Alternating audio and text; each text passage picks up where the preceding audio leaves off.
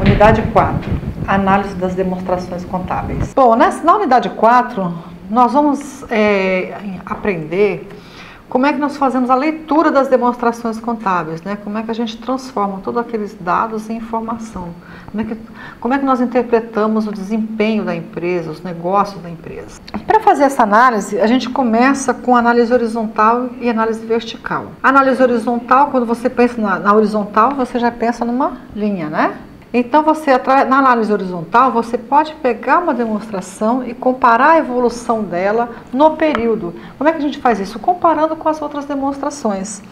Então, aí no exemplo, a gente tem as demonstrações de 2006, 2007 e 2008. E aí nós temos as receitas, né, e o ativo total. Então, eu quero saber qual é a evolução da minha receita em 2007 em relação a 2006. Então, aí eu estou fazendo uma análise horizontal. Nós temos em 2007 uma receita de 400 mil e eu quero saber a evolução dela em relação a 2006. Então, aí eu observo que houve uma evolução de 14,29%. Isso foi o que a receita evoluiu se eu comparo ela com o exercício anterior. Em 2008, já teve uma evolução de 20% comparado a 2007.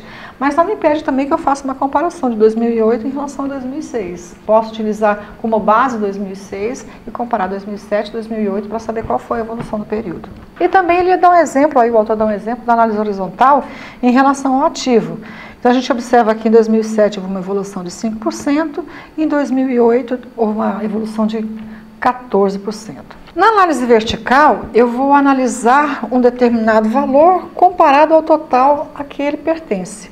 Então, aqui, por exemplo, ativo circulante e ativo não circulante. Imagino que o total do ativo corresponde a 100%, e na análise horizontal eu percebi que em 2006, por exemplo, o ativo circulante estava em 31% e o não circulante em 69%. E a gente observa aí, no circulante, uma evolução, né? Passou a 31, 32, 39%. O importante é que a evolução ocorra mais no ativo circulante, né? Porque é onde acontecem os giros, né? A transformação dos recursos em dinheiro. No passivo circulante, a gente vê uma concentração aí na evolução no passivo circulante. Isso significa o quê? Que a empresa está buscando recursos mais de curto prazo do que a longo prazo. Né? O passivo não circulante 20, 20, 18, 20, 25, não circulante 20, 20, 24. Então a gente observa que o passivo circulante, né? Tanto circulante quanto não circulante, representa capital de terceiros. Então, se a gente for somar aí o capital de terceiros, olha só, em 2006, 38%, 2007, 40%, né, que é circulante e não circulante. Em 2008, 49%. E a gente houve uma queda aí na participação do patrimônio líquido. Isso significa o quê? Que a empresa está buscando mais capital de terceiros do que de capital próprio. Agora vamos entrar nos índices. Os índices, nós temos índice de liquidez, índice de rentabilidade, índice de lucratividade, né, os índices das operações da empresa. Então, a gente começa pelo índice de liquidez. Bom, o que é a liquidez? A liquidez significa a forma financeira. E o índice de liquidez que significa o quê? A rapidez com que a empresa consegue transformar os seus recursos em moeda corrente. Então, aqueles recursos que estão no ativo. A gente começa pela liquidez corrente. Então, pela fórmula aí vocês verificam que a gente compara ativo circulante com passivo circulante. Isso significa o quê? Que para cada R$1 devido, a empresa tem uma folga de 72 centavos. Quer dizer, ela paga R$1 que ela deve lá no passivo circulante e ainda tem uma folga financeira de 72 centavos para cada R$1 devido. A liquidez seca, ela não considera as disponibilidades nem o estoque. Então, isso vai entrar o quê? As disponibilidades de clientes. E ela compara essa disponibilidade de recursos com o passivo circulante. Quer dizer, se ela só tivesse dinheiro e valores a receber, ela conseguiria pagar os seus compromissos de curto prazo? Que passivo circulante corresponde às obrigações de curto prazo. A gente observa que sim, porque para cada R$1 devido, ela tem uma folga financeira de 52 centavos. A liquidez imediata, ela só considera as disponibilidades com o passivo circulante. Então, aí a gente observa que tem só 17 centavos, mas esse índice de disponibilidade, ele é mais utilizado quando você participa de processo de licitação, que o órgão contratante ele quer saber verificar como é que está a liquidez da empresa, mas ele isoladamente ele não é eficiente e suficiente para você julgar se a liquidez da empresa está comprometida ou não. Nós temos também a liquidez geral, que a liquidez geral ela vai pegar todos os recursos de curto e longo prazo do ativo, que é ativo circulante e ativo não circulante, e comparar com as obrigações de curto e longo prazo. Então aí, a liquidez geral ela não está muito boa não, porque olha, nós temos uma liquidez geral de 82 centavos. Significa dizer o quê? Se a empresa ela transformasse todos os seus recursos de ativo circulante e não circulante em dinheiro, ela não conseguiria pagar suas obrigações de curto e longo prazo. Então ela tem que dar uma melhorada aí na sua liquidez geral. O próximo índice que nós temos são os indicadores de atividade. Então nesses indicadores nós temos o prazo médio de estocagem, prazo médio de recebimento do cliente, prazo médio de pagamento aos fornecedores. O primeiro dele é o prazo médio de estocagem. O prazo médio de estocagem ele vai dizer qual período que a empresa demora para renovar os seus estoques. No exemplo aí o autor coloca como prazo médio de estocagem 176 dias. Isso significa que a empresa demora 176 dias para renovar os seus estoques. Então, qual seria o ideal desse índice? Quanto menor, melhor. Se a liquidez quanto maior, melhor, os de atividade quanto menor, melhor. No caso do prazo médio de estocagem. Depois, o prazo médio de pagamento, isso quanto tempo a empresa leva para pagar os seus fornecedores. Quando a gente está falando desse prazo de pagamento, a gente não está querendo que a empresa atrase o pagamento do fornecedor. Não, ela tem que conseguir prazos mais estendidos com os fornecedores. Para quê? Para que dê tempo dela vender os seus estoques e receber dos seus clientes para poder pagar. Então, essa negociação é muito importante. Prazo de cobrança. Então, prazo de cobrança é quanto tempo a empresa está levando para receber dos seus clientes. Aí, no caso, 28 dias. Então, aqui está ótimo, né? Porque quanto menor o prazo, melhor. Ela tem um prazo de pagamento de 71 dias para pagar os seus fornecedores. Em contrapartida, ela tem um prazo de cobrança de 28 dias. Quer dizer, ela recebe 28 e ela tem 71 para pagar os seus fornecedores.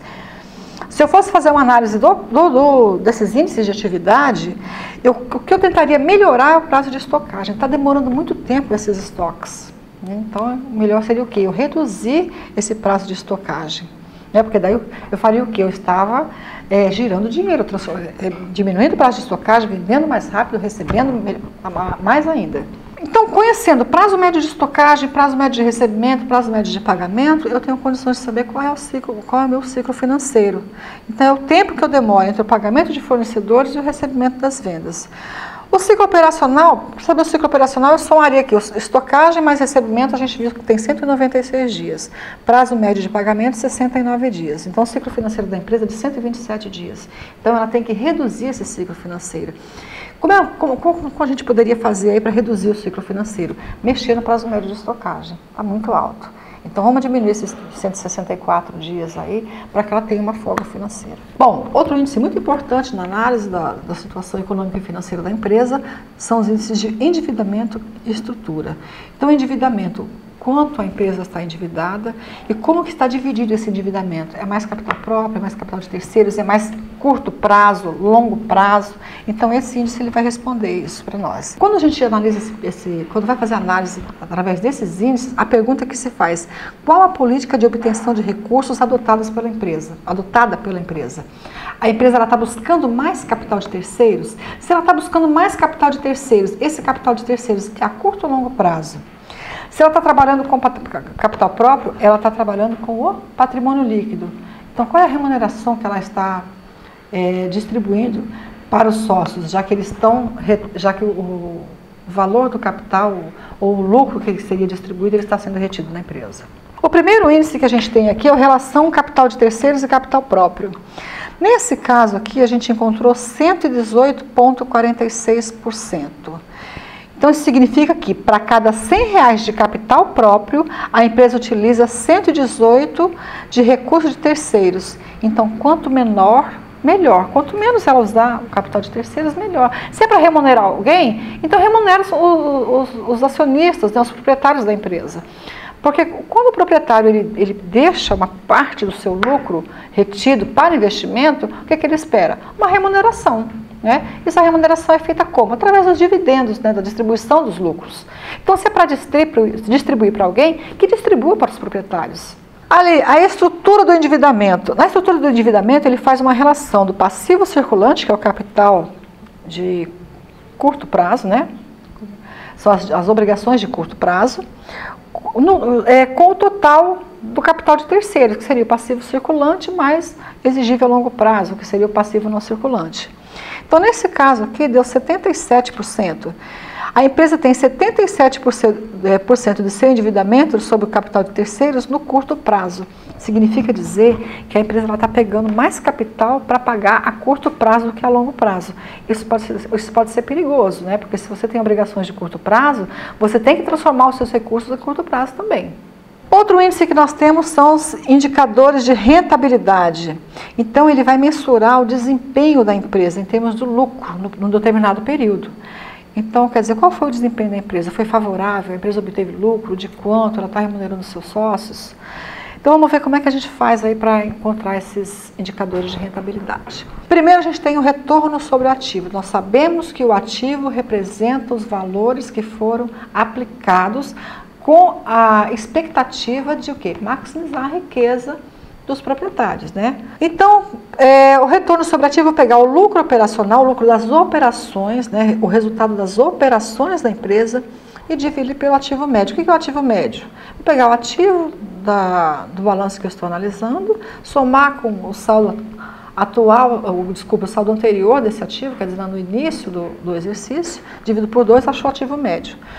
Então, nesse caso, aí, o lucro operacional foi de 35%. Retorno sobre o patrimônio líquido. Então, vou pegar o lucro líquido e dividir pelo patrimônio líquido médio, né? Então, retorno sobre o patrimônio líquido quer dizer quanto por cento eu estou remunerando o patrimônio líquido. A gente tem aí um índice de 46%. Esse é o retorno sobre o patrimônio líquido, sobre aquele capital próprio, aquele capital dos proprietários da empresa. E, por último, nós temos a margem líquida, que é o lucro líquido comparado com as receitas, né? Aí eu quero saber o quê? Qual foi o lucro líquido da empresa comparado ao volume de vendas que ela teve no período? Então, aí nós obtivemos um valor de 14%. Então, é o lucro líquido em relação à receita de vendas. Eu espero que vocês tenham entendido todo o conteúdo da disciplina, observando que todas essas apresentações, esse vídeo, ele foi baseado no material que está postado na plataforma Apostila da disciplina Contabilidade Geral. Até o próximo encontro. Obrigada.